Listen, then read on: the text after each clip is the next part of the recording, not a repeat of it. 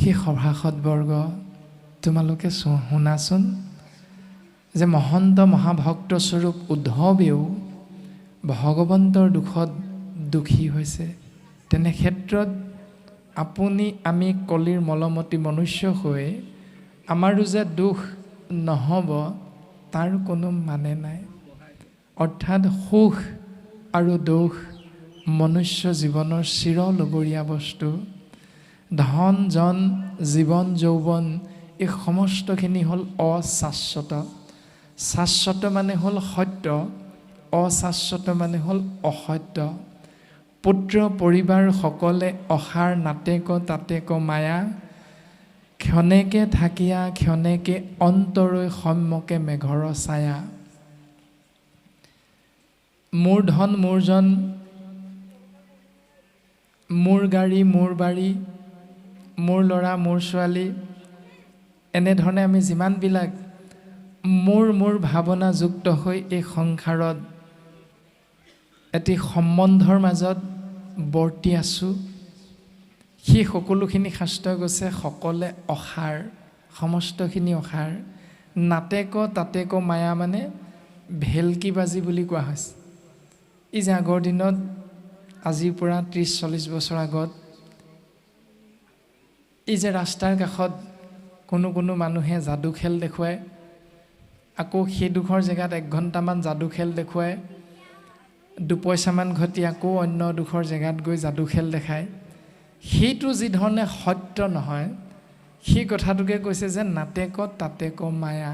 অৰ্থাৎ মোৰ ল'ৰা মোৰ ছোৱালী, মোৰ মাটি মোৰ বাৰী, মোৰ গাড়ী মোৰ ধন মোৰ সম্পত্তি, এই ভাৱনাটোৱে হ'ল ভেলকিবাজিৰ নিচিনা ভগৱন্তৰ এক মায়া। গতিকে মায়াৰ পৰা যদি পৰিত্ৰাণ পাবলৈ ইচ্ছা কৰা তেতিয়াহ'লে উত্তৰ এটাই, সেইটো হ'ল কেৱল কৃষ্ণস্তু ভগৱন্তৰ নাম আশ্ৰয় কৰা, নামত শৰণ গ্ৰহণ কৰা। কিয়নো তেৰাই হৈছে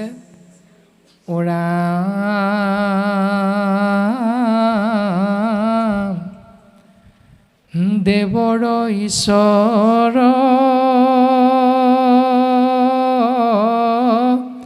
পৰম মাধৱ ধৰ্মৰ ঈশ্বৰ নাম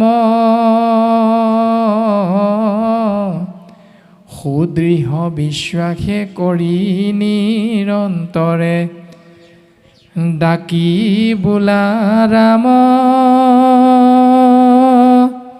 ৰাম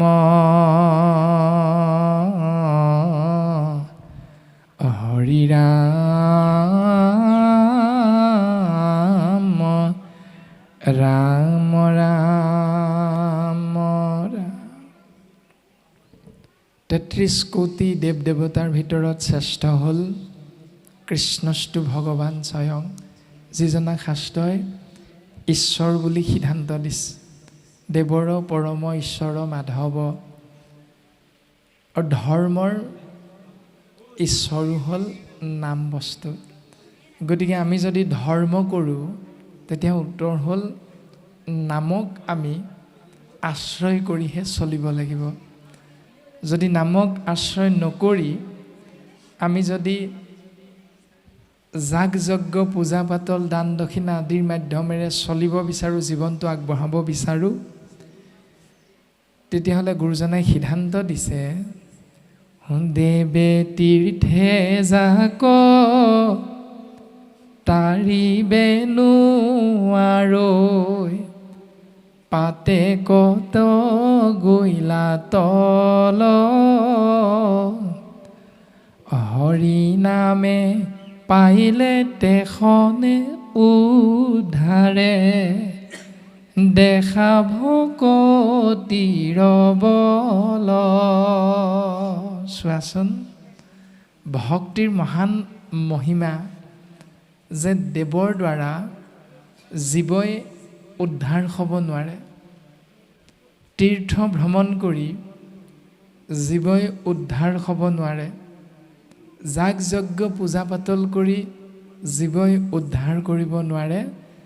উদ্ধাৰ হ'ব পাৰে কেৱল কৃষ্ণস্তু ভগৱন্তৰ নিৰ্গুণ নামত শৰণ গ্ৰহণ কৰি তাৰ মাধ্যমেৰে জীৱনটো আগবঢ়াই নিবলৈ আমি সুদৃঢ় বিশ্বাসে নামত শৰণ গ্ৰহণ কৰিলেহে জীৱৰ সৰ্বতো প্ৰকাৰে মংগল সাধন হ'ব। এনেধৰণে গুৰুজনাই উপদেশ দিছে। আৰু মহামহন্ত উদ্ধৱে নিজৰ মনৰ সংশয় ভগৱন্তৰ চৰণত অৰ্পণ কৰিছে। হে প্ৰভু, তুমি মোক কৃপা কৰা। ভগৱন্ত পুৰুষে উত্তৰ দিছে, উদ্ধৱ তুমি অকণমান শান্ত হোৱা। তুমি যে কৈ আছা মোৰ লগত তোমাক লৈ যাব লাগে, মই গুচি গ'লে ধৰাধামত কি হ'ব আৰু তোমাক মই লগত লৈ গ'লে ধৰাধামত কি অৱস্থা হ'ব, তাৰ জ্ঞান মই তোমাক দিওঁ শুনা উদ্ধৱ। হীৰা দ্বাৰকা নগৰ সাগৰত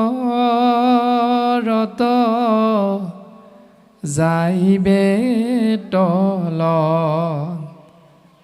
মই গ'লে লোকত মিলিবে বিমংগল,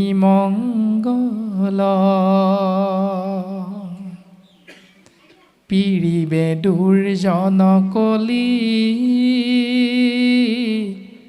গুচিবে আচাৰ, শুইবে অধৰ্মত ৰতি, যতে কপ্ৰজাৰ। উদ্ধৱ, মই যেতিয়া ধৰাধাম এৰিম, মোৰ এই ৰাজধানী স্বৰূপ দ্বাৰকাখন সাগৰৰ পানীত ডুব যাব, মানে তল যাব। আৰু লগে লগে কলিৰ আগমন হ'ব। সময়ৰ ওপৰত প্ৰভুত্ব বিস্তাৰ কৰিবৰ বাবে কলি আহি উপস্থিত হ'ব আৰু কলিৰ কৰাল গ্ৰাসত পৰি জীৱতত্ব স্বাভাৱিকতে অধৰ্মী হ'ব, আচাৰভ্ৰষ্ট হ'ব।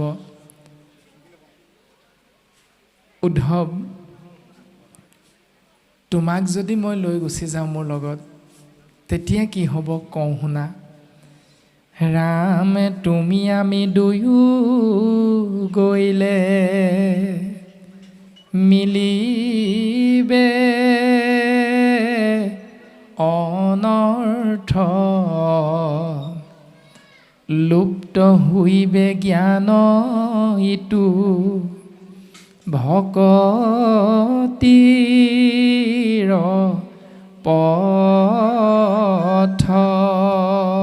উদ্ধৱ, তুমি আমি যদি দুইজন গুচি যাওঁ, এই সংসাৰত কলিৰ কৰাল গ্ৰাসত পৰি অধৰ্মী আচাৰভ্ৰষ্টি জীৱক উদ্ধাৰ কৰিব পৰা একমাত্ৰ ভক্তি মোৰ নাম শ্ৰৱণ কীৰ্তন, এই মহাভক্তি জীৱৰ মাজত নাইকিয়া হৈ যাব উদ্ধৱ। গতিকে মোৰ ইচ্ছা যে মোৰ নিৰ্গুণ নাম শ্ৰৱণ কীৰ্তন মহাভক্তি তুমি আশ্ৰয় কৰা, আৰু আশ্ৰয় কৰি তুমি সমস্ত জীৱৰ মাজত এই ভক্তি প্ৰচাৰ কৰা, আৰু তেতিয়াহে কলিৰ কৰাল গ্ৰাসৰ পৰা জীৱ উদ্ধাৰ পাব পাৰিব। গতিকে উদ্ধৱ, তুমি মোৰ কথা ৰাখাচোন। ৰাম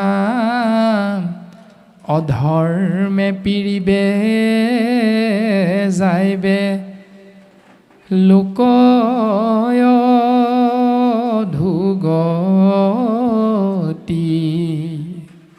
ভকতি কৰাখি তুমি থাকিও সম্প্ৰতি। সম্প্ৰতি মানে বৰ্তমান। উদ্ধৱ, তোমাক মই বৰ্তমান এটা ডাঙৰ দায়িত্ব অৰ্পণ কৰিব বিচাৰিছোঁ যে মোৰ কথা ৰাখা। তুমি মোৰ নিৰ্গুণ নাম মহুৰ বচন ইটো নচাৰিবা, তুমি মোৰ কথা দলিয়াই নেপেলাবা, শ্ৰৱণ কীৰ্তন প্ৰৱৰ্তায়া থাকা। তুমি মোৰ নিৰ্গুণ নাম শ্ৰৱণ কীৰ্তন মহাভক্তি নিজেও আশ্ৰয় কৰা, আৰু এই সংসাৰৰ জীৱৰ মাজত প্ৰচাৰ কৰা, যাক আশ্ৰয় কৰি জীৱই কলিৰ কৰাল গ্ৰাসৰ পৰা পৰিত্ৰাণ পাব আৰু সুন্দৰভাৱে পৰম গতি লাভ কৰিব পাৰিব। যদি তাকে নকৰা, পূৰ্বতে হোৱা এটি কথা তোমাক আমি কওঁ শুনা। ও ভকতি নভৈলে ভূমি যাই বেৰখাতল, মোৰ আজ্ঞা পালিয়া ৰহিও মহাবল। কিন্তু ঐত নাথাকিবা কহিলো প্ৰকতি, মুত চিত দিয়া ফুৰা পৃথিৱী পৰ্যতি। যত দেখা শুনা মায়াময় স্বপ্ন সম, হৰিময় দেখি দূৰ কৰামতি ভ্ৰম।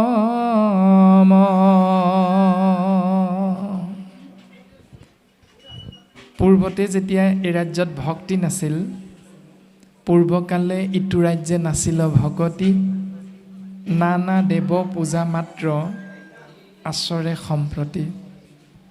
নানা দেৱ পূজন কৰয় বলিদান, শংখ চাগ মহিষ কাটৈ অসংখ্য প্ৰমাণ।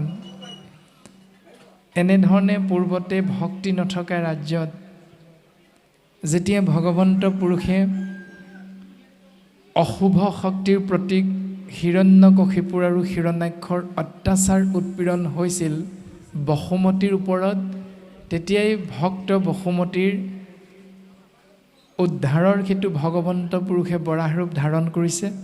আৰু বসুমতীক হিৰণ্যাক্ষই নি যেতিয়া ৰসাতলত ৰাখিছিল, সেই ৰসাতলৰ পৰা বসুমতীক উদ্ধাৰৰ হেতু ভগৱন্ত পুৰুষে বৰাহ ৰূপ ধাৰণ কৰিছিল আৰু অশুভ শক্তিক নাশ কৰিছিল।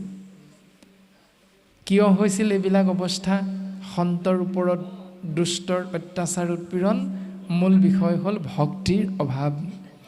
আৰু যদি এতিয়াও তেনেকৈ উদ্ধৱ, মই গুচি গ'লে তুমিও মোৰ লগত যোৱা, ভক্তি নাশ হ'ব। আৰু ভক্তি যেতিয়া লোপ পাব, পুনৰ অত্যাচাৰ উৎপীড়ন দুষ্টৰ দ্বাৰা সন্তৰ ওপৰত এই প্ৰভাৱ বিস্তাৰ হৈ যাব। গতিকে উদ্ধৱ, তোমাক আমি যথাৰ্থতে এই পৰম জ্ঞান দিব বিচাৰিছোঁ যে মোত তোমাৰ চিত্ত অৰ্পণ কৰি, কায় বাক্য মন এক কৰি তুমি একে ঠাইতে নাথাকি জীৱৰ মংগলৰ অৰ্থে পৃথিৱী পৰিভ্ৰমণ কৰা। আৰু মনত ৰাখিবা, যত দেখা শুনা সবে মায়াময় স্বপ্ন হম। তুমি যি দেখিবা চকুৰে, তুমি কাণেৰে যি শুনিবা, এই সমস্তখিনি মোৰেই মায়া। আৰু মায়াৰ পৰা তুমি যদি উদ্ধাৰ পাব বিচাৰা, তেতিয়াহ'লে কুকুৰ শৃগাল গৰ্দৰ ভৰু আত্মাৰাম, জানিয়া সবাকো পৰি কৰিবা প্ৰণাম। অৰ্থাৎ হৰিময় দেখি দূৰ কৰা মতিভ্ৰম। তোমাৰ মতিভ্ৰম নাইকিয়া হ'ব যদি সমস্ত ভূততে ব্যাপী আছোঁ মই হৰি, সবাকো মানিবা বিষ্ণু বুদ্ধি সেন কৰি। তুমি সমস্তকে যদি মই বুলি ভাবিব পাৰা, তেতিয়াহ'লে মোৰ মায়াৰ পৰা তুমি অনায়াসে মুক্ত হৈ থাকিব পাৰিবা। এই পৰম সত্য ভগৱন্ত পুৰুষে উদ্ধৱক দৰ্শন কৰাইছে। আৰু সেই জ্ঞানকে আশ্ৰয় কৰি উদ্ধৱ পাছৰ জীৱন আগবঢ়াই নিবলৈ চেষ্টা কৰিব।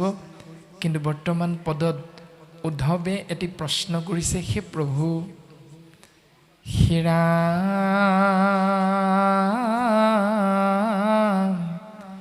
হে প্ৰাণ বন্ধু মোক বুলিও বুজাই, ঋষি সমস্তৰ কিয় একমতি নাই। হে প্ৰাণবন্ধু কৃষ্ণ, তুমি মোক বুজাই দিয়াচোন।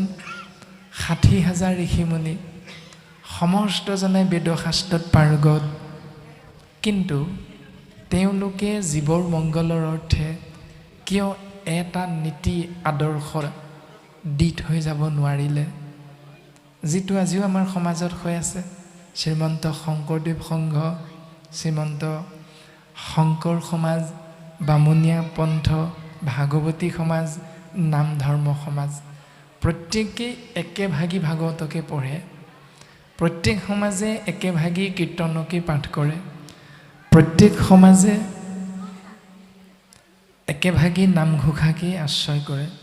তৎসত্বেও কোনোবাই মুণ্ডন কৰে, কোনোবাই 3 দিনত কৰ্ম কৰে, কোনোবাই ভোজনী সজায়, কোনোবাই 17 দিনত কৰে, কোনোবাই 1 মাহত কৰে, কোনোবাই ছমহীয়া বছৰিকীয়া কৰে, কোনোবাই ছমহীয়া বছৰিকীয়া নোযোৱালৈকে কাৰো ঘৰত সিদ্ধান্ত গ্ৰহণ কৰিব নোৱাৰে, কোনোবাই ছমহীয়া বছৰিকীয়া নোযোৱালৈকে তাঁত বব নোৱাৰে, নামঘৰলৈ যাব নোৱাৰে আদি বিভিন্ন নীতি নিয়ম আমাৰ সমাজতো আছে। একেভাগ ভাগৱতকে পঢ়িয়ে নিয়মবিলাক আহিল ক'ৰ পৰা? কোনোবা এদিন চিন্তা কৰোঁ নে নাই কৰা আজিলৈকে? ভাগৱতে আমাক কি কয় যে আমি কৰা কৰ্মটো শুদ্ধ বুলি কৈছে নে নাই কোৱা? যদি নাই কোৱা তেতিয়াহ'লে 4ৰ্থ স্কন্ধ পুৰঞ্জন উপাখ্যানত দেৱঋষি নাৰদৰ পদ্মমুখখন্তে প্ৰাচীন বৰ্হিষী ৰজাৰ 10 প্ৰচেতস গণৰূপী পুত্ৰৰ আগত প্ৰকাশ কৰিছে। অকুণ ভাগৱতে ভোজনী সৰাধে নেৱদ যজমান যজি, আকৌ পঢ়িবাক শুনিবে নোৱাৰে, কাণ কৰে গজ গজি। হেৰা, ভাগৱত পঢ়িলা, ভাগৱত শুনিলা, কোনটো স্কন্ধ, কোন অধ্যায়, কোন পদত দুলৰি ছবি লেচাৰিত জোনাত কৈ গ'ল শ্ৰাদ্ধ পিণ্ড দান দক্ষিণা ভোজনী মুণ্ডন ছমহীয়া বছৰিকীয়া আদি কৰিলেহে জীৱৰ মংগল হ'ব? দেখুৱাই দিব পাৰিবা? যদি নোৱাৰা পালন কৰা কিয়? ইমান সুন্দৰভাৱে 4ৰ্থ স্কন্ধত, 5ম স্কন্ধত খুব সুন্দৰভাৱে পৃথু অৱতাৰত পিণ্ডৰ বিষয়ে সিদ্ধান্ত দিছে। সি মোৰ পুত্ৰগণ তোমালোকে শুনাচোন। পুত্ৰ ভৈলে দিবাক লাগয় পিণ্ড বাপৰ, যে পুত্ৰ হ'লে পিতৃ মাতৃ পৰলোকগামী হোৱাৰ অৰ্থে পুত্ৰ পিণ্ড দিব লাগে। শুদ্ধ কথা শাস্ত্ৰই কৈছে, কিন্তু সেই পিণ্ড কি জানানে?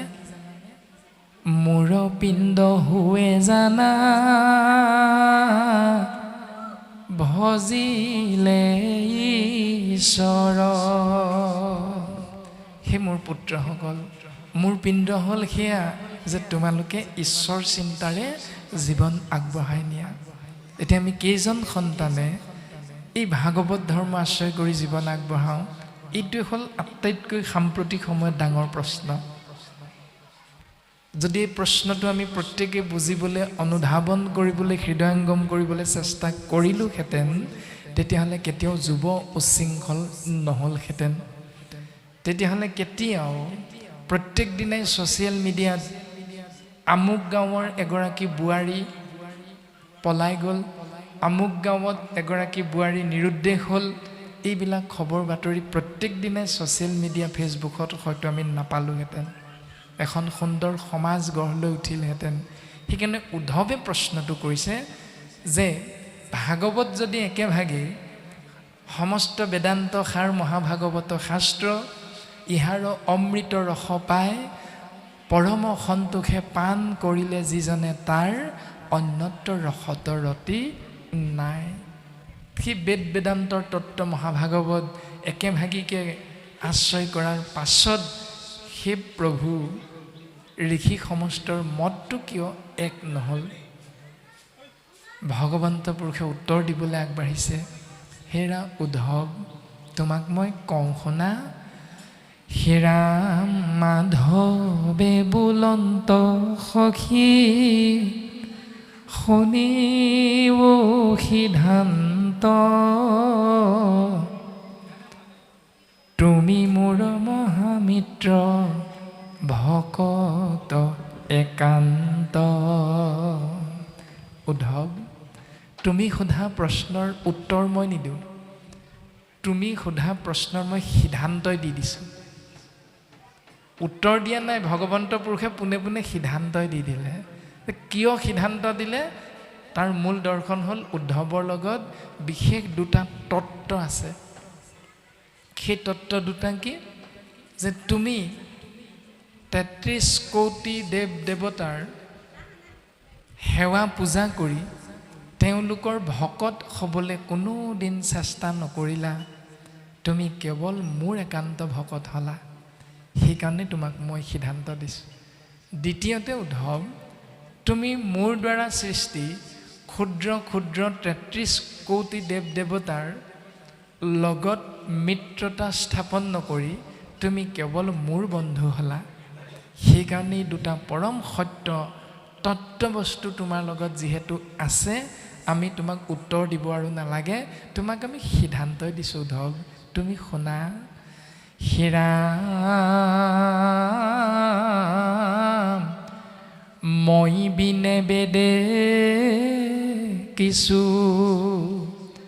আনন বখানে, চাৰিও বেদৰ তত্ত্ব অৰ্থ এহিমানে।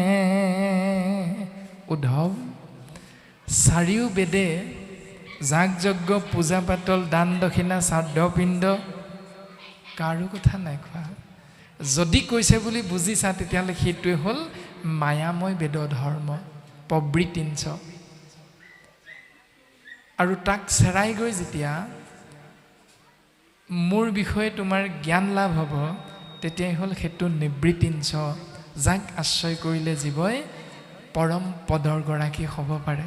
গতিকে উদ্ধৱ, বেদৰ মূল মাৰ্গ হ'ল নিবৃত্তিঞ্চ, মোৰ গুণ যশ আশ্ৰয় কৰা শ্ৰৱণ কীৰ্তন মহাভক্তিৰে জীৱই নিজৰ জীৱন আগবঢ়াই নিয়া। আৰু সেই বেদ মোৰ গুণ যশ প্ৰচাৰ কৰিবলৈ যাওঁতে ঋষিমুনিসকলে কেনে ধৰণে প্ৰচাৰ কৰিলে তুমি তাৰ বিষয়ে ইতিমধ্যেই জ্ঞাত। আৰু সেইখিনি কথাকে আমাৰ পৰা জানিব বিচাৰিছা যে কেহু বোলৈ বেদে কয় যজ্ঞ ব্ৰত দানে, কেহু বোলৈ ক্ষুদ্ৰ দেৱ পূজা তীৰ্থ স্নানে, কেহু বোলৈ বেদে কবৈ জ্ঞানতে সে গতি, গুণৰ ইচ্ছাই বুজে যাৰ যেন মতি। উদ্ধৱ, হয়, কোনো ঋষিমুনিয়ে কৈ দিলে বেদে হেনো কৈছে যজ্ঞ কৰা, ব্ৰত পালন কৰা, দান দক্ষিণা দিয়া। কোনো ঋষিমুনিয়ে ক'লে ক্ষুদ্ৰ দেৱতাক পূজা কৰা, তীৰ্থক্ষেত্ৰ ভ্ৰমণ কৰা, তাৰ জলত গৈ স্নান কৰা, জীৱৰ মংগল সাধন হ'ব। কিন্তু এই সকলোবিলাক সত ৰজ তম তিনি গুণৰ প্ৰভাৱ। উদ্ধৱ, এটি জীৱতত্বৰ লগত এই তিনি গুণ আছে, আৰু এই তিনি গুণৰ যাৰ লগত যিটো গুণৰ প্ৰাধান্যতাটো বেছি, তেওঁ সেই গুণৰ মাধ্যমেৰে কথাখিনি বুজি ল'ব পাৰে। আৰু সেইকাৰণে মতৰ পাৰ্থক্যবিলাক আছে। বাহিৰ কৰ্কৰা দুৰ্গন্ধযুক্ত আহাৰ যিসকলে গ্ৰহণ কৰি ভাল পায়, শাস্ত্ৰই কৈছে তেওঁলোক হ'ল তম গুণীয়া। এতিয়া গৰম দিন আহিছে, পঁইতা ভাত খাই ভাল লাগে। এতিয়া গৰম দিন আহিছে, শুকান মাছ এইটো খাই ভাল লাগে। গতিকে তেনেকুৱা দ্ৰব্য প্ৰতি যাৰ লিপ্সাটো বেছি, শাস্ত্ৰই কৈছে তেওঁলোক তমগুণীয়া। গতিকে তেওঁলোকেও ভাগৱত শুনিছে, কিন্তু তেওঁলোকে ভাগৱত শুনি থাকোঁতে চিন্তাটো এটাইহে, হেৰা অনুষ্ঠান ভাগ নামঘৰত, কিন্তু আহাৰ মুঠিটো নামঘৰৰ বাহিৰতহে ৰভা দি কৰা হৈছে। নামঘৰতহে মাছ মাংস খাব নাপায়, বাহিৰত উলিয়ালেও বৰ অপৰাধ নহ'ব চাগৈ, কাৰণ তেওঁৰ মনটো টমগুণীয়া। সেই টম গুণৰ মাধ্যমেৰে তেওঁ ভাগৱতলৈ গ'ল যদিও, ভকতৰ সংগলৈ গ'ল যদিও, তেওঁ আহাৰ মুঠিত সেই সোৱাদটো সদায় বিচাৰি ফুৰে। এনেধৰণে ভগৱন্ত পুৰুষে উদ্ধৱক কৈছে যে এই সকলোখিনি কেৱল গুণৰ প্ৰভাৱ। গুণৰ ইচ্ছায়ে বুজে যাৰ যেন মতি। উদ্ধৱ কটু মন্দমতি শাস্ত্ৰ নকৰে বিচাৰ, কৰৈ কুল ধৰ্ম পূৰ্ব পুৰুষ আচাৰ, তাকো এৰি লবই কতু পাখণ্ডৰ মতি, যাই মোক নপাৱে অধম অধুগতি। কটু মন্দমতি, মন্দমতি মানে মহামূৰ্খ। এই সংসাৰত কিছু এনে মহামূৰ্খ লোক আছে যিসকলে শাস্ত্ৰ কোনো দিন বিচাৰ নকৰে। শাস্ত্ৰ পঢ়ে, শাস্ত্ৰ শুনে, কিন্তু তাত উল্লেখ কৰা কথাখিনি গভীৰ তত্ত্ব বুজিবৰ বাবে কোনোদিন নিজক আগবঢ়াই নিদিয়ে, চেষ্টা নকৰে। কেৱল কৰৈ কৰি থাকে। কুল ধৰ্ম জন্মগতভাৱে যিটো কুলত জন্মগ্ৰহণ কৰিলে, সেই কুলৰ যিটো পৰম্পৰা সেইটোক আশ্ৰয় কৰে, কিয়নো এইটো পূৰ্বপুৰুষৰ পৰা চলি আহিছে নিয়ম, গতিকে আমি নিয়মটো পালন কৰিবই লাগিব। তাৰ পাছত তাকো এৰি লবই কটু পাখণ্ডৰ মতি, যাই মোক নপাৱে অধম অধুগতি। আৰু সেই পূৰ্বৰ পুৰুষৰ পৰা চলি অহা নিয়মটো যদি কেতিয়াবা কেতিয়াবা ভাল হয়, কিন্তু সেইটোকো আশ্ৰয় নকৰি কোনো কোনো সময়ত বহুতে কিন্তু পাখণ্ডৰ মতটোহে আশ্ৰয় কৰা দেখা যায়। যিটোক আশ্ৰয় কৰিলে মোৰ কৃপা লাভ কৰাটো দূৰৰে কথা, সেই জীৱতত্ব এই সংসাৰৰ পৰা অধোগতি হ'ব লগা হয়। উদ্ধৱ কৰ্মমাৰ্গত থকা জীৱতত্বই কোনো দিন দুখ আৰু সুখৰ পৰা পৰিত্ৰাণ পাব নোৱাৰে। জীৱনৰ চিৰলগৰীয়া আৰু শোকৰ পৰাটো কোনোদিন পৰিত্ৰাণ পাবই নোৱাৰে। জ্ঞান মাৰ্গত থকা সকলৰো কেতিয়াও গতি নহয়, যেতিয়ালৈকে জ্ঞান আৰু কৰ্মমাৰ্গৰ জীৱতত্বই ভক্তিক আশ্ৰয় নকৰিব। উদ্ধৱ আনে নজানয়ো ইটো বেদৰ বিচাৰ। আজিলৈকে কিন্তু এই পৰম সত্যটো মই কাকো কোৱা নাই।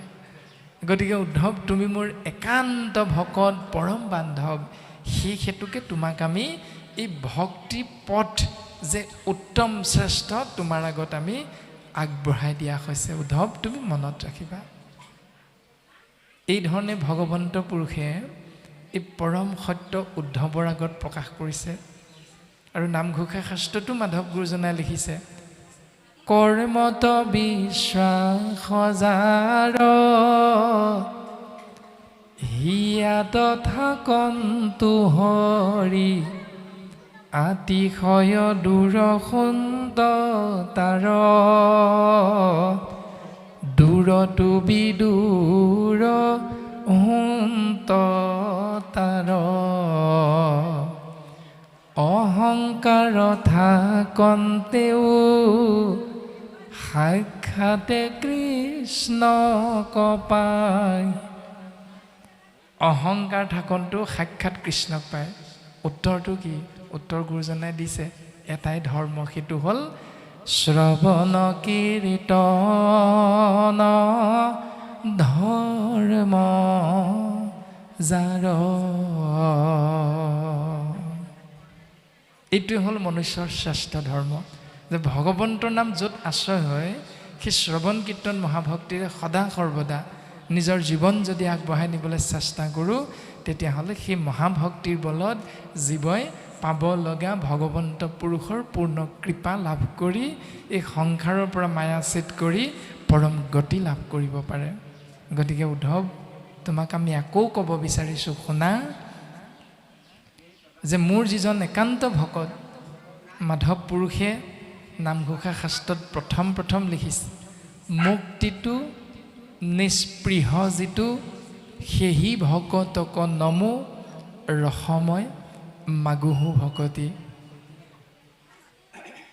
মুক্তিটো নিস্পৃহ যিটো, যিজনে মুক্তিও স্পৃহা নকৰে, বাঞ্ছা নকৰে, সেইজন ভকতক মাধৱ পুৰুষে সেৱা নিবেদন কৰিছে। কিন্তু সেইজন ভকতে সদায় কিবা এটা বিচাৰি ফুৰে। কি বিচাৰে? ৰসময় মাগুহু ভকতি, ৰসেৰে পৰিপূৰ্ণ ভগৱন্তৰ নামযুক্ত ভক্তিক সদা সৰ্বদা আশ্ৰয় কৰে। গতিকে সেইজন ভকতক বঢ়াৰপু মাধৱ পুৰুষে জয় জয়তে সেৱাভাগ নিবেদন কৰিছে আৰু আমাকো উপদেশ দিছে তেওঁৰ দৰে, অৰ্থাৎ তেৰাৰ দৰে হ'বলৈ চেষ্টা কৰা আৰু তেৰাৰ দৰে ভকতকহে কেৱল সেৱা নিবেদন কৰিবা। গতিকে ভকত হ'লে নহ'ব, ভকতৰো ভাগ আছে। প্ৰাকৃত ভকত, মধ্যম ভকত, উত্তম ভকত, অতি উত্তম ভকত। আৰু সেই ভকতৰো দৰ্শন মাধৱ গুৰুজনাই দিছে যে অধমে কেৱল দুখ, অধম ভকতে কেৱল দুখ দেখে, মধ্যমে দুখ গুণ আৰু উত্তমে দুখ গুণ কৰিয়া বিচাৰ, উত্তমে অল্প গুণ কৰিয়া বিস্তাৰ। যে কৰ্মত বিশ্বাস মানে যিটো মাৰ্গ, জ্ঞান মাৰ্গত অষ্টাংগ যোগ আছে, যম নিয়ম আসন প্ৰাণায়াম ধ্যান ধাৰণা প্ৰত্যাহাৰ সমাধি। এই অষ্টাংগ যোগ হ'ল জ্ঞান মাৰ্গ, আৰু কৰ্ম মাৰ্গ হ'ল যাগ যজ্ঞ পূজা পাতল দান দক্ষিণা শ্ৰাদ্ধ পিণ্ড হোম ব্ৰত তীৰ্থ ভ্ৰমণ ভোজনী মুণ্ডন আদিকে কৰি যিবিলাক নিয়ম আমি পালন কৰোঁ, সেই নিয়মবিলাকক এটা শব্দৰে নামাকৰণ কৰিছে, সেইটো হ'ল কৰ্ম মাৰ্গ। গতিকে কৰ্মত বিশ্বাস যাৰ, এই কৰ্ম মাৰ্গেৰে যিসকলে বিশ্বাস কৰি জীৱনটো আগবঢ়াই নিবলৈ চেষ্টা কৰে তেওঁলোকৰ বিষয়ে কৈছে। জ্ঞান মাৰ্গক বিশ্বাস কৰি যিসকলে গতি পাম বুলি ভাবে তেওঁলোকৰ বিষয়ে গুৰুজনাই কৈছে যে প্ৰকৃততে ভগৱন্ত পুৰুষ নথকা স্থান ক'তো নাই, ভগৱন্ত সৰ্বত্ৰতে বিৰাজমান, যিহেতু চৈতন্যপূৰ্ণ পৰমাত্মা ৰূপে হৰি হৃদয়ত আচন্ত প্ৰকাশী। তাতে সেই ইন্দ্ৰিয়গণ ভূত প্ৰাণ বুদ্ধি মন প্ৰৱৰ্তে যতেক জৰ ৰাখি। আমাৰ শৰীৰটোৰ হৃদয়ৰ মাজত পৰম আত্মা ভগৱন্ত পুৰুষ প্ৰকাশমান হৈ আছে, কিন্তু আমি আছে বুলিতো বিচাৰি আজিলৈকে চোৱা নাই। নোচোৱাৰ কাৰণটো কি? কাৰণ আমি সেই কথাটোক কৰ্ম মাৰ্গ আৰু জ্ঞান মাৰ্গত থকাৰ বাবে আমি বুজি পোৱা নাই। আমি বাহিৰত বিচাৰি ফুৰিছোঁ, শাস্ত্ৰত সিদ্ধান্ত দিছে, ও কৃষ্ণ তুমি আছা হেনো সবাৰো হৃদিত, তত্ত্ব নাপাই তোমাক বিচাৰো বাহিৰত। ভগৱন্ত সকলোৰে হৃদয়ৰ মাজত আছে, কিন্তু সেই তত্ত্বটো অনুধাৱন কৰিব নোৱাৰাৰ বাবে ভগৱন্তক বিচাৰি নামঘৰলৈ যাওঁ, ভগৱন্তক বিচাৰি মন্দিৰলৈ যাওঁ, ভগৱন্তৰ কৃপা বিচাৰি মছজিদলৈ যাওঁ, ভগৱন্তৰ কৃপা বিচাৰি গছৰ তলত গৈ চাকি এগছ দি থৈ আহোঁ। এতিয়া ভগৱন্ত সকলোৰে হৃদয়ৰ মাজত আছে। সেইকাৰণে অৰ্জুনৰ আগত ভগৱন্ত পুৰুষে কৈছে যে হে সখী অৰ্জুন তুমি শুনা, যে কলিত বৈষ্ণৱে বিষ্ণু নৰেই ঈশ্বৰ ভকতে ভগৱান। এতিয়া আমি ভকতক ভগৱান জ্ঞান কৰিছোঁ নাই? মানুহক ঈশ্বৰ জ্ঞান কৰিবলৈ শিকিছোঁ নাই? প্ৰকৃততে প্ৰহ্লাদে সেই দৈত্য শিশুসকলক কৈছিল, লগৰীয়াসকলক, যে সৰ্বত্ৰতে ভগৱন্ত আছে, কিন্তু থাকিলেও বিশেষত মনুষ্যগণত যিটো নৰ, উদ্ধৱৰ আগতো ভগৱন্ত পুৰুষৰ দৰ্শন, প্ৰহ্লাদৰ দ্বাৰা লগৰীয়া শিশুসকলৰ আগতো সেই দৰ্শন, যে বিশেষকৈ চেদজ অণ্ডজ উদ্ভিদ যি তিনিমুঠি জীৱক ঈশ্বৰ জ্ঞান কৰিব পৰা নাই, নালাগে বাৰু, কিন্তু বিশেষত মনুষ্যগণত যিটো নৰ বিষ্ণু বুদ্ধি সৰ্বদাই মান্য কৰ। এজন মানুহে অন্যজন মানুহকেই যদি ঈশ্বৰ জ্ঞান কৰিবলৈ আমি চেষ্টা কৰোঁ, তেতিয়াহ'লে আমাৰ সমাজখন অকণমান হ'লেও সুন্দৰ হ'ব। এইখিনি জ্ঞান ভাগৱতে আমাক দিছে। কিন্তু সেইখিনিকে নকৰি আপুনি আমি ঈশ্বৰক বাহিৰত বিচাৰি ফুৰোঁ। কাৰণ কি? কাৰণটো আপোনাৰ মোৰ উপলব্ধি হোৱা নাই, অনুধাৱন হোৱা নাই। অনুধাৱন হ'বৰ বাবে গুৰুজনে আমাক কিছু পথ দিছে। পথটো কি? হে ৰাম সমস্ত কাষ্ঠতে অগ্নি আচন্ত বিয়াপি ঘড়ীখন বিনে তাংক নেদেখে কদাপি। কোনোবা এগৰাকী আয়ে বা এজন বাপে যদি কলপাত এখিলাত মাটিৰ পাত্ৰভাগ, কাষতে মিঠাতেলৰ পেকেটটো, কাষতে ধূপৰ পেকেটটো আৰু তাৰ লগতে জুইশলা বাঁহটো আগবঢ়াই আগলি কলপাতত যদি থৈ যায়, বন্তিগছ নিজে নিজে জ্বলিব নাই? নজ্বলে। তাৰমানে জুইশলা বাঁহটোৰ কাষত খাৰ আছে, ভিতৰত কাঠি আছে, কাঠিৰ এটা মূৰত খাৰ আছে। কিন্তু আমি যদি জুই বিচাৰোঁ, সেই কাঠিৰ খাৰ আৰু বাঁহটোত থকা খাৰৰ লগত যেতিয়া ঘৰখন কৰি দিম, তাৰ পৰা বিচৰা ধৰণে আমি জুই দেখা পাম। এইটো সঁচা কথা, প্ৰত্যেকেই জানো আমি। ঠিক তেনেকৈ গুৰুজনাই কৈছে, সেহি মতে কৃষ্ণ আছা সবাৰো হৃদিত ভকতি নভৈলে জানা নহন্ত বেকত। ভগৱন্ত তেনেকৈ সকলোৰে হৃদয়ৰ মাজত আছে, কিন্তু ভক্তি নহ'লে সেইটো দেখা পোৱাটো সম্ভৱ নহয়। এতিয়া ভক্তি কি? ভজ ধাতু যোগ ইক্তিন প্ৰত্যয় সমান ভক্তি। যাৰ কথা ভাবিলে জীৱই আনন্দৰ উপৰি আনন্দ, মহা আনন্দ লাভ কৰিব পাৰে, তাৰ নামেই হ'ল ভক্তি। শ্ৰৱণ কীৰ্তন, ভগৱন্তৰ গুণ যশ আশ্ৰয় কৰা। এই ৰামে ভকতিৰ বীজ শৰণে সে নিজ প্ৰেমানন্দ তাৰ ফল শৰণ বিনাই ভকতি কৰয় এৱা ঘতৰ যেন জল। ভক্তিৰ পঢ়াশালীখনত নামটো লগাব লাগে। এতিয়া উপায়টো কি? কেৱল শৰণ। এতিয়া আমাৰ শৰণ লোৱা হয় কেতিয়া? বিয়া পতাৰ আগে আগে। বিয়া পাতিবৰ কাৰণেহে শৰণটো লাগে। শৰণ লোৱা হয় কেতিয়া? যেতিয়া চাহ পানীকণ আমি খাব নোৱাৰোঁ শৰণ নল'লে। সেইকাৰণে বোৱাৰীক শৰণটো তেতিয়া দিওঁ যাতে বোৱাৰীয়ে দিয়া চাহকণ আমি গ্ৰহণ কৰিব পাৰোঁ। ভজন তেতিয়া দিওঁ কেতিয়া? যেতিয়া আইগৰাকী পৰলোকগামী হ'ব, বোৱাৰীৰ খাতিৰে গ্ৰহণ কৰিব নোৱাৰোঁ, নিজেও ৰান্ধি বাঢ়ি খাব নোৱাৰোঁ, তেতিয়া বোৱাৰীক ভজন দিব লগা হয়। তাৰমানে উত্তৰটো কি? চাহ খোৱা শৰণ, ভাত খোৱা ভজন। এতিয়া চলি আছে আমাৰ সমাজত সেইটোৱে। শাস্ত্ৰতটো এনেধৰণে আমাক নাই কোৱা যে জীৱৰ তৰণৰ উপায় হ'ল শৰণ। তৰিবৰ বাবে উপায়টো দি থৈ গ'ল শৰণ।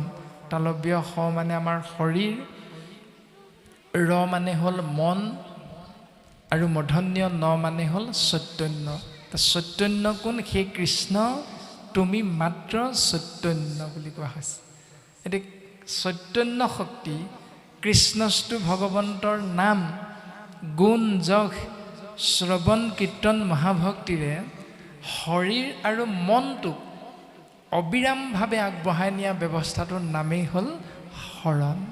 এতিয়া আমাৰ শৰণো ঠিকে আছে, লোৱা হ'ল, বিয়া পাতিবলৈকে ল'লোঁ বা চাহকণ গ্ৰহণ কৰিব পৰা ব্যৱস্থাটোতে শৰণ বাৰু গ্ৰহণ কৰিলোঁ, কোনো কথা নাই। কিন্তু যিদিনাই শৰণ ল'লোঁ সেইদিনাৰ পৰা আমি সেই নিয়মকেইটা পালন কৰোঁ নে নকৰোঁ, এতিয়া সেইটোৱে আটাইতকৈ ডাঙৰ কথাটো। গুৰুজনাই লিখিছে নামঘোষাত, ও হৰিত শৰণ লয়া যিটো জন হৰিৰ চৰিত্ৰ শ্ৰৱণ কীৰ্তন কৰে। শৰণ লোৱাৰ পাছত আমাৰ কৰ্মটো সেইটো।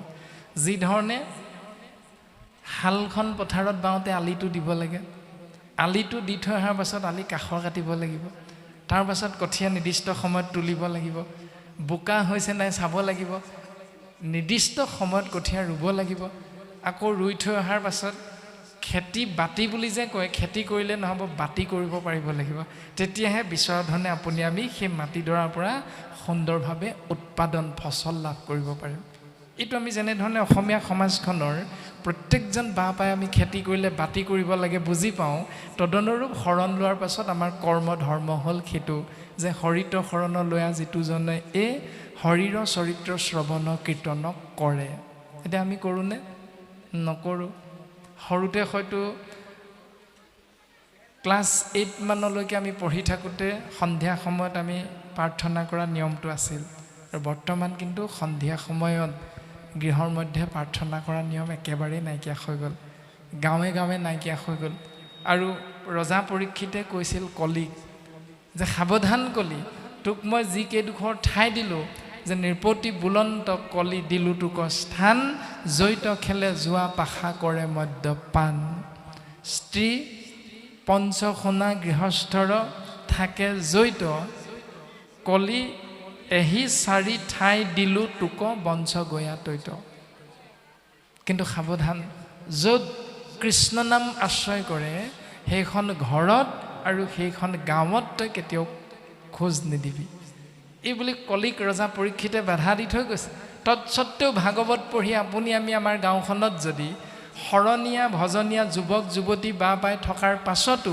আমাৰ গাঁওখনত যদি কলি থকা স্থানডোখৰকহে আঁকোৱালি লোৱা যায় যে জৈত খেলে যোৱা পাশা কৰে মদ্যপান এইকেইটাক যদি অগ্ৰাধিকাৰ দিয়া হয় তেতিয়াহ'লে গাঁৱত বিশৃংখলতা নিশ্চিত কোনজন সাধু কোনজন অসাধু চিনি পাব লাগিব তেতিয়াহে তুমি সাধুৰ সংগ ল'ব পাৰিবা মুক্তিৰ অৰ্থে গতিকে আমি সাধুৰ লক্ষণটো কওঁ শুনা ৰাম ভকতিহে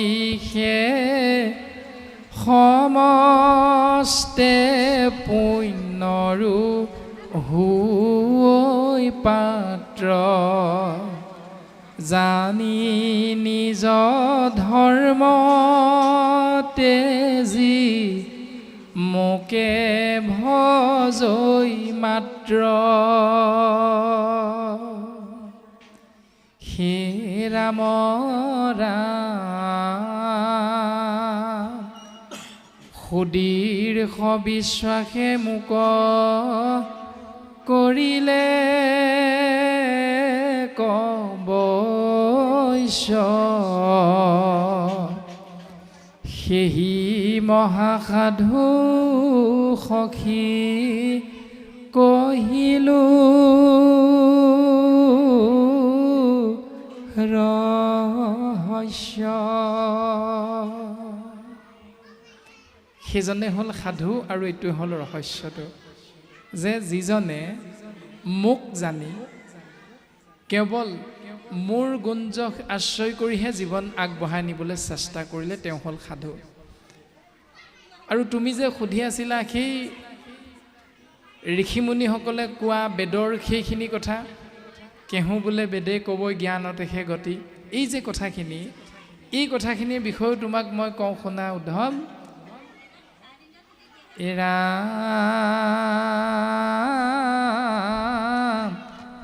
মোক যেবে নজানে তাৰে সেয়ান কৰ্ম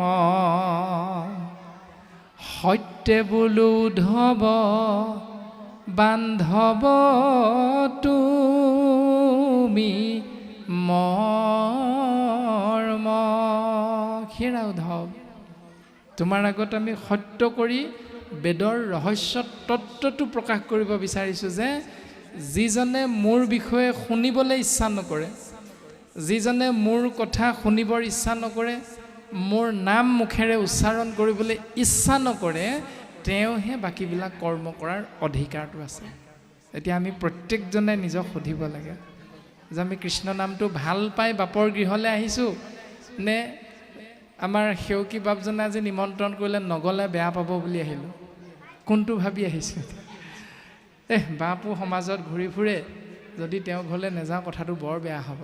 এই বুলি ঘৰতে ভাবি ইয়ালৈ আহিছোঁ নে প্ৰকৃততে ভকতৰ সংগ পাম, কৃষ্ণ নাম পাম, আনন্দ লাগিব, ভকতৰ চৰণত সেৱা কৰিবলৈ পাম, সৌভাগ্য হৈছে আমাৰ। কোনটো ভাবি আহিছোঁ সেইটোৰ ওপৰত নিৰ্ভৰ কৰিব আমি সাধু নে অসাধু। বিষয়বস্তু হ'ল সেইটো। আৰু তেনেধৰণে উদ্ধৱৰ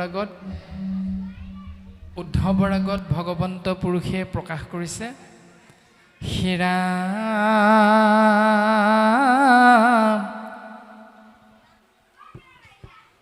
আন দেৱ নৰাধে নসাধে স্বৰ্গ কাম অনেৰৈ সুখে দুখে মুখে মোৰ গুণ নাম মোৰ মূৰ্তি মনে নিতে হৃদয়ত ধৰৈ জানা সেহি মহাসাধু সুখে সখিতৰ। যিজনে আন দেৱতাৰ চৰণ এবাৰো চিন্তা নকৰে, যিজনে স্বৰ্গলৈ যোৱাৰ ইচ্ছাটো মনত নাৰাখে, যিজনে কেৱল সুখে দুখে মুখে মোৰ নামহে আশ্ৰয় কৰি ভাল পায়, যিজনে হৃদয়ত কেৱল ভাই মুখে বোলা ৰাম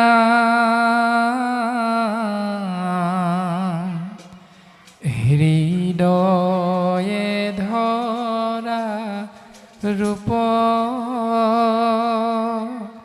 হেতেকে মুকুতি পাইবা কহিলো স্বৰূপ। ভাই মুখে বোলা ৰাম আৰু সেই গৰাকী হৃদয়ত তুমি স্থাপন কৰা আৰু নিশ্চিত ৰূপত তেতিয়াই মুকুতি লাভ কৰিব পাৰিবা। এনেধৰণে মূৰ মূৰ্তি মনে নিতে হৃদয়ত ধৰৈ জানা সেহি মহাসাধু সখী সুখে তৰৈ। তেওঁৱেই এই সংসাৰৰ পৰা সুন্দৰভাৱে তৰি যাব পাৰিব। আৰু তাৰ বিষয়ে গুৰুজন বস্তুৱে বহুতখিনি নামেৰে আমাক বুজাব বিচাৰিলে যে সেই উদ্ধৱ সাধু সংগে অনেকে পাই লেক মূৰ গতি দিওঁ লেখা সখী তাক শুনিও সম্প্ৰতি। যদি বিশ্বাস হোৱা নাই, তোমালোকৰ যদি এতিয়াও বিশ্বাস হোৱা নাই, তেতিয়াহ'লে সাধু সংগত জীৱৰ যে গতি হয় তাৰ বিষয়ে কওঁ শুনা। যক্ষ ৰক্ষ বৃক্ষ পক্ষী পশু পালে পালে স্ত্ৰী ক্ষুদ্ৰ অন্ত্য জাতি অধম চণ্ডালে ইষবতো অধিক অনেক পাপমতি ভকতৰ সংগত পাইলেক মূৰগতি। ইয়াতকৈ যদি অধিক পাপী আছে তেওঁলোকো ভকতৰ সংগত পৰম গতি লাভ কৰিব পাৰে। আৰু দ্বিতীয় স্কন্ধত গুৰুজন বস্তুৱে লিখিছে, আহোম কছাৰী খাচী গাৰু মিৰি যৱন কংক গোৱাল অসম মুলুক ধোবা যে তুৰুক কুবাচ ম্লেছ চাণ্ডাল আনু পাপী নৰ কৃষ্ণ সেৱকৰ সংগত পবিত্ৰ হয় ভকতি লভিয়া সংসাৰ তৰিয়া বৈকুণ্ঠে সুখে চলয়। তাৰমানে ভগৱন্তৰ নাম আশ্ৰয় কৰা, শৰণ ভজন ভক্তি সদাচাৰ, এই চাৰি নামৰ ভকত হ'বৰ বাবে গাৰো মিচিং কছাৰী ৰাভা তিৱা আদি জাতি ভেদ এই দৰ্শনটো গুৰুজনে এবাৰো দেখুওৱা নাই। তৎসত্বেও আমি কি কৰোঁ, মাধৱ গুৰুজনে নামঘোষাত লিখি দিয়া এজোকা ঘোষাক আশ্ৰয় কৰোঁ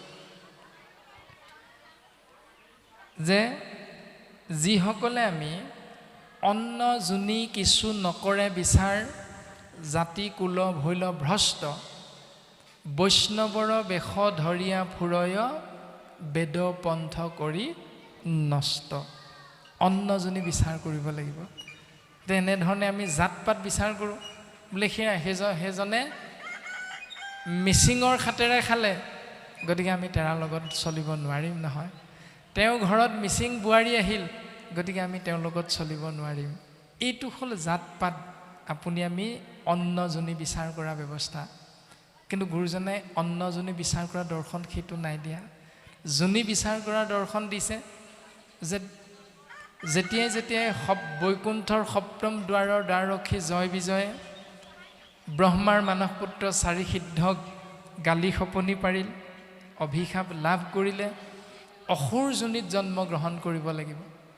আৰু অভিশাপ ক্ষীৰ পাতি লৈ যেতিয়া মৃত্যু লোকত আহি উপস্থিত হ'ল, তেতিয়া জয় আৰু বিজয়ে জন্ম গ্ৰহণ কৰিছে, নাম লৈছে হিৰণ্যকশিপুৰ আৰু হিৰণ্যাক্ষ।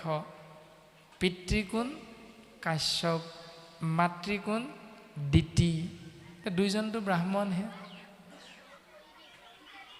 কাশ্যপ হ'ল ব্ৰাহ্মণ, দিতিও হ'ল ব্ৰাহ্মণী। গতিকে ব্ৰাহ্মণ আৰু ব্ৰাহ্মণীৰ গৰ্ভত, ব্ৰাহ্মণৰ ঔৰসত জন্ম গ্ৰহণ কৰিলে শাস্ত্ৰটো অসুৰ বুলি ক'ব নালাগিছিল। তেতিয়াহ'লে আপুনি মই জনী ক'ত বিচাৰ কৰিলোঁ? এই দৰ্শন। আকৌ হিৰণ্যকশিপুৰ দুৰ্দান্ত অসুৰ হৈও তেওঁ ধৰ্মপত্নী কায়াধুৰ গৰ্ভত কিন্তু ভক্ত প্ৰহ্লাদৰ জন্ম হ'ল, ভকতৰ জন্ম হ'ল। তাৰমানে জনী বিচাৰ কৰা দৰ্শন শাস্ত্ৰই দিছে, আৰু আপুনি আমি বিচাৰ কৰি ফুৰিছোঁ বোলে মিচিঙৰ বোৱাৰী আহিল কেনেকৈ খাবা। এইখিনি হ'ল জনী বিচাৰ। অন্ন বিচাৰো তেনেকৈ হৈ আছে, জাত পাতৰ বিচাৰ। তো শাস্ত্ৰই কৈছে অন্ন বিচাৰ কৰোঁতে যে দশম স্কন্ধত স্বৰ্গৰ দেৱৰাজ ইন্দ্ৰ আৰু চাণ্ডালিনীৰ এটা কাহিনী আনিছে। ভক্তি ৰত্নাৱলীটো গুৰুজনাই উল্লেখ কৰিছে যে দেৱঋষি নাৰদ আৰু চাণ্ডালিনীৰ এটা কাহিনী, দুই ধৰণে এটা কাহিনী আনিছে। কাহিনীটোৰ মূল বিষয়বস্তুৰ নাম যাৰে নহওক, দেৱঋষি নাৰদেই হওক ইন্দ্ৰই হওক, কোনো কথা নাই। কিন্তু কাহিনীটোৰ মূল দৰ্শনটো কি, যে এদিন স্বৰ্গৰ দেৱৰাজ ইন্দ্ৰই আকাশ মাৰ্গেৰে ৰথ লৈ যাওঁতে তললৈ চাওঁতে হঠাৎ দেখা পালে পৃথিৱীত এগৰাকী মানুহে কিবা এটা ৰন্ধন কৰি আছে, ধোঁৱা ওলাই আছে, আৰু হঠাৎ পাত্ৰটোৰ ওপৰত এখন ঢাকোন দি দিলে।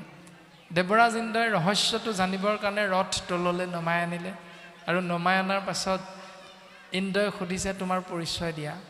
তেতিয়া চাণ্ডালিনীয়ে কৈছে মোৰ নাম চাণ্ডালিনী, অৰ্থাৎ মই জাতত চাণ্ডাল। ইন্দ্ৰই নাকটো কুচাই দিছে, চি বৰ অপবিত্ৰ জেগালৈ আহিলোঁ, উপায়টো নাই, আহিলোঁৱেই, ৰহস্যটো জানিব লাগিব। বোলে তইনো কৰি আছ কি? বোলে মই মোৰ আহাৰ ৰন্ধন কৰি আছোঁ। তইনো কি খাৱ? বোলে গো মাংস। চি আকৌ নাকটো কুচাই দিছে, অপবিত্ৰ এটা বস্তু গো মাংস। বোলে কিহেৰে ৰান্ধিছ, ক'ত ৰান্ধিছ? বোলে মানুহৰ লাওখোলা নামৰ পাত্ৰ এটাত ৰন্ধন কৰি থকা হৈছে, কেৰাহী। তাৰমানে লাওখোলাটোক কেৰাহী হিচাপে ব্যৱহাৰ কৰিছে। আৰু কিহেৰে ৰান্ধিছে? মানুহৰ তেজেৰে ৰান্ধিছে। অপবিত্ৰ। ইন্দ্ৰই নাকটো কুচাই কুচাই গৈ আছে। তাৰপাছত জানিবলৈ ইচ্ছা কৰিলে তই পাত্ৰটোত ঢাকোনখন কেলৈ দিলি কচোন? তেতিয়া চাণ্ডালিনীয়ে কৈছে বোলে দেৱৰাজ মাৰিলেও মাৰিব, কাটিলেও কাটিব, আপোনাৰ চৰণৰ ধূলা পৰিলে মোৰ আহাৰ অপবিত্ৰ হৈ যাব, সেইকাৰণে মই ঢাকোন দি দিলোঁ। ইন্দ্ৰটো চব খাই উঠিছে। বোলে মোৰ চৰণৰ ধূলা পৰিলে তোৰ অপবিত্ৰ আহাৰ অপবিত্ৰ হ'ব, তো কেনেকুৱা কথা? অকণমান সময় ইন্দ্ৰই চিন্তা কৰি সুধিছে মোৰ চৰণৰ ধূলা ইমান অপবিত্ৰ বুলি তই কিয় ভাবিলি? তেতিয়া চাণ্ডালিনীয়ে কৈছে দেৱৰাজ আপুনি বহুশৰণীয়া, দেৱৰাজ আপুনি অশৰণীয়া। এই দুটা প্ৰবাদ আছে। অৰ্থাৎ যদি অশৰণীয়া হয় তেতিয়াহ'লে চাণ্ডালিনী, গো মাংস, মানুহৰ লাওখোলা, ৰক্ত আদি সকলোতকৈ অপবিত্ৰ হ'ল অশৰণীয়াজন।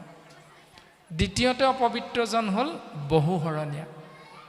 গতিকে আপুনি আমি যেতিয়া শৰণ, ভজন, ভক্তি, সদাচাৰ চাৰিনমীয়া ভকত হৈ এই সংসাৰ ধৰ্ম পালন কৰিম, তেতিয়া আপোনাৰ আমাৰ আইগৰাকী যদি অশৰণীয়া হৈ থাকে, তেতিয়াহ'লে তেওঁৰ হাতেৰে ৰন্ধন কৰা আহাৰ গ্ৰহণ কৰাটো শাস্ত্ৰসন্মত নে শুদ্ধ নে অশুদ্ধ? এইটো চিন্তা কৰিব লাগে। এতিয়া যদি অশৰণীয়াগৰাকী অপবিত্ৰ বুলি কৈছে বা বহুশৰণীয়াজন অপবিত্ৰ বুলি কৈছে, গতিকে অন্ন বিচাৰ কৰিবৰ কাৰণে আমি কোনটো পন্থা ভাগৱতে আমাক দিছে আমি চিন্তা কৰাটো অতি প্ৰয়োজন আহি পৰিছে সাম্প্ৰতিক সময়ত।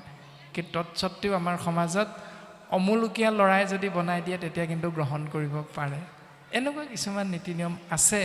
গতিকে ভাগৱতে আমাক দিয়া সেই সুন্দৰ দৰ্শন আশ্ৰয় কৰিবৰ বাবে আমি প্ৰত্যেকেই চেষ্টা কৰিব লাগিব যে সেই উদ্ধৱ তুমি শুনা, দেৱতো তীৰ্থটো কৰি ভকতেহে বৰ,